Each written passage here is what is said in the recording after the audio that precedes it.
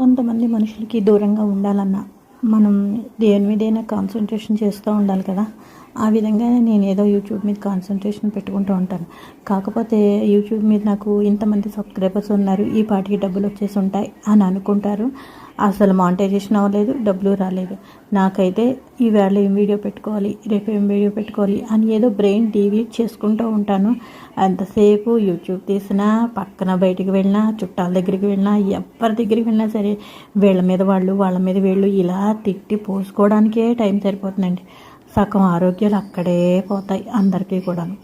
ఇంకా అలాంటివన్నీ తగ్గించేసుకుంటే చాలా చాలా బెటర్. ఇప్పుడు నాకు ఇంకా ఈ యూట్యూబ్ మీద డబ్బులు అంటారా, నాకు డబ్బులు రాకపోయినా కూడా పర్వాలేదు. బ్రెయిన్ కొంచెం డీవియేట్ చాలా నేను చేసుకోగలుగుతున్నాను. అయితే నెట్ కొంచెం సహకరిస్తే ఆ టైం టు ఏదో పెట్టేసుకుంటాను అంతే. దీని మీద ఇలా ఉంటే కూడా నాకు కొంచెం దేవుడి మీద కాన్సన్ట్రేషన్ కూడా పెరుగుతూ ఉంటుందండి.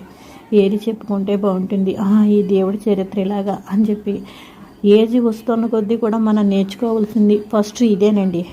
మిగతా వాళ్ళందరి మీద కాన్సన్ట్రేషన్ తగ్గించేసుకుని దేవుడి మీద కొంచెం భక్తి. మిగతా వాళ్ళు అన్ని సమస్యలు ఉన్నాయండి అందరికీ, లేకుండా ఎవరికీ లేవు.